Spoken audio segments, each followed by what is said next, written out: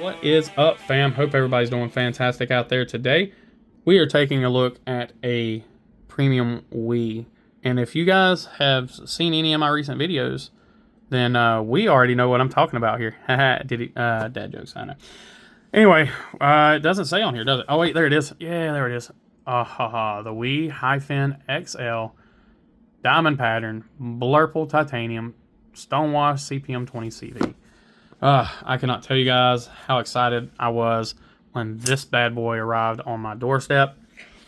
Oh, buddy. So, as you probably know, my good friend, Mr. Nathan M. on Instagram, also known as Gina's Reef's worst half. I love you guys. He let me borrow he had a gold Wii Highfin. I took some pictures of it, posted them up on Instagram. You guys should check those out. If you aren't following me on Instagram, follow me. If you aren't following Nathan, follow him. He posts some pretty badass stuff. He's even got a couple of my knives that I never thought I would get rid of. So yeah, make sure you go check them guys out. But anyway, he let me borrow his gold one, and I fell in love with that knife. And before I could even film the video for it, I had already bought one. I started looking for one and found one. Huge shout out to Roadhog Slayer. I'll have him tagged as well. He posted this up on Instagram. I seen it late at night. Luckily, nobody else had seen it, and I ripped his arm off on this one. Absolutely gorgeous knife. Price tag on these things, from what I can find, they range anywhere from $305 to $325. I thought I had seen some price down as far as $250, but I don't know if those were on sale or if it was a different website or what. But I recall seeing one somewhere for $250, but it was sold out, so it didn't really matter.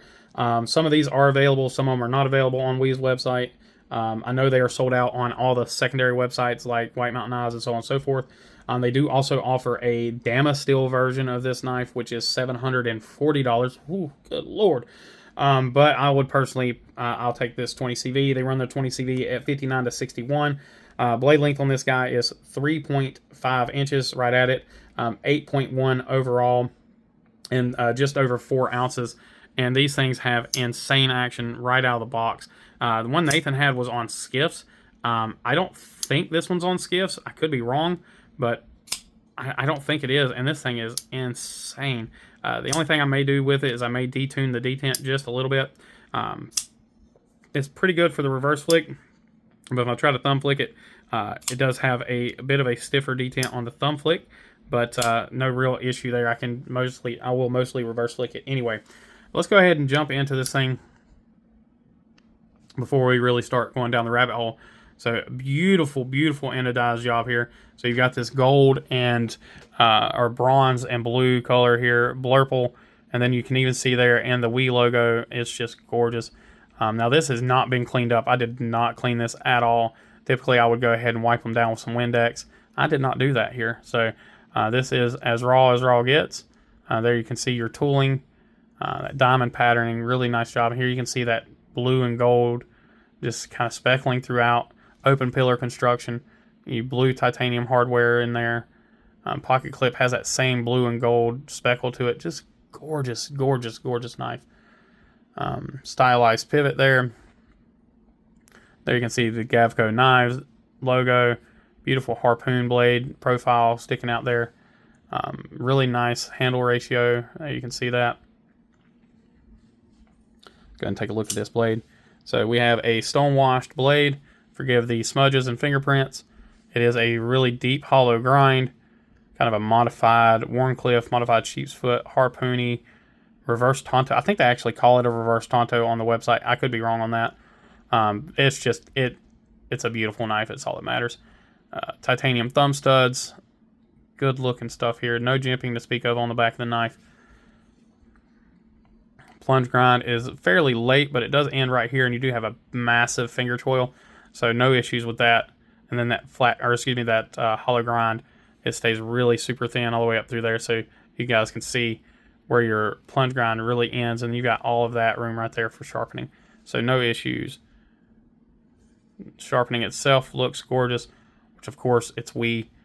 Wii knives do amazing work. So yeah, I am very excited to have added this knife to the collection.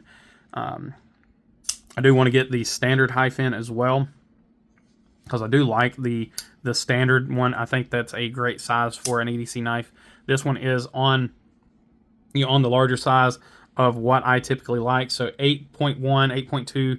Yeah, I rarely ever go much past 8 inches for a knife that I enjoy to have in the collection. I think the Kaiser Mystic is probably one of the larger knives that I have in my collection, and that one is just one that I've been pining after for a long time. And that one's 8 3/4. So that is about the largest folder that I have.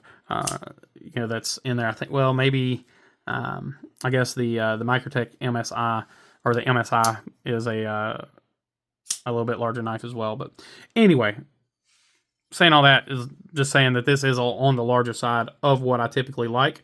But it feels so good in the hand. There's just no denying it. It feels great.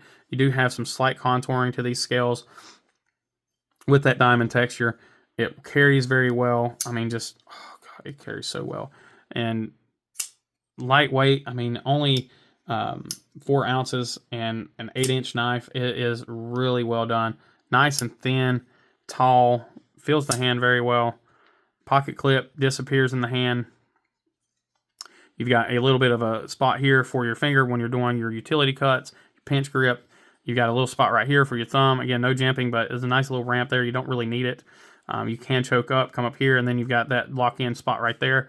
Really, really nice choke up position here, which, if you're really doing some power cutting, you can really lock into this knife.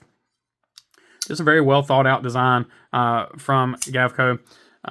He is one that I've been a fan of his for, God, I don't know, 20 years or more. I actually had one of his original fixed blades from way back in the day.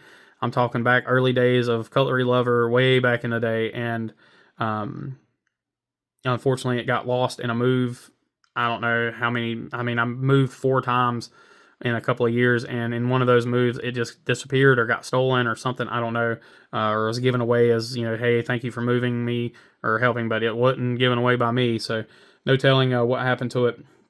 Most likely it was just lost. I doubt anybody took it or it was given, but most likely it just got misplaced. So I've really kicked myself for that ever since. I would absolutely love to have that knife back. But anyway, this knife is phenomenal. If you can grab one, definitely do so. I have seen a few of them pop up on the secondary market. They're not out there often, but when you do find them, I would definitely snag one up. I did just notice something on this knife that I hadn't noticed until just then, and that is right here on the lock bar. The lock bar access is so good on this knife. I was kind of looking at that, but that is anodized perfectly to match the rest of the handle. So it kind of matched, or you got blended in, so I didn't really notice it until right then when I was sitting there talking about the knife. Cool little Easter egg I found there. Let's go ahead and take a look at the hardware, and then we will end this video. T8 hardware all the way around.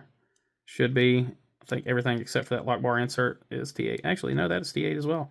Let's check our, yeah, everything is T8. Even the hardware on the thumb studs. Awesome job, we. That's something I like to see. That's what we like to see.